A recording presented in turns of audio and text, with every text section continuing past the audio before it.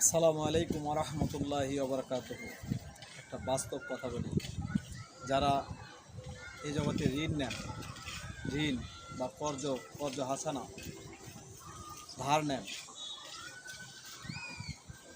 পাওনাদার যখন আপনার পিছনে পিছনে ঘুরবে, আপনি যদি মুমিন হন তাহলে পাওনাদারকে আপনি খুঁজে বেড়াবেন। আপনি যদি ধার নেন, কোনো কাউকে টাকা ধার নেন কারো কাছ থেকে, অবশ্যই সময় সাপেক্ষে সময়ের আগেই তার সাথে কথা বলবেন যে ভাই, আমি এই মাসে আপনার পাওনা দিতে পারতেছি না। তা না হলে এখন বাস্তবতা, এখন ধার দিলে, কর্জ দিলে কেউ তার কাছে আর যায় না। আর যে ব্যক্তি ধার দেয় মনে হয় সে অসহায়, গরিব, মিসকিন হয়ে তার কাছে যেতে হয়, ভাই আমার এই মাসে টাকাটা দিয়ে দেন। আর যারা ধার নিছে, এ ব্যক্তি ভাবে, আরে মেয়ে পরে নেন, ধানে খায় মরে গেছি নাকি, না বাঁচে আছি, আপনার টাকা খায় মরে যাব, বেঁচে আছি, দিব একদিন জান। এভাবে বলিয়েন না ভাই।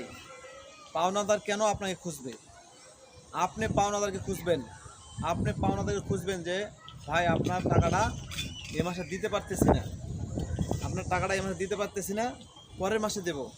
অবশ্যই আপনি এই পাওনাদারকেই খুঁজবেন, যে পাওনাদার আপনাকে আপনার কাছ থেকে টাকা পাবে। যদি না দিতে পারেন তাহলে একসময় যাদেরকে বলেন যে ভাই, আপনার থেকে কয়টা ধার নিয়েছিলাম, বিভিন্ন কারণবশত বা ফ্যামিলির চাপে এই মাসে দিতে পারতেছি না, পরের মাসে টাকাটা দিয়ে দেব। তাহলে আপনি একজন মুমিন জ্ঞানী। পাওনাদারের পাওনা পরিশোধ না করার পর্যন্ত যদি মারা যান, জীবনও জান্নাতের ধারে কাছে যেতে পারবেন না।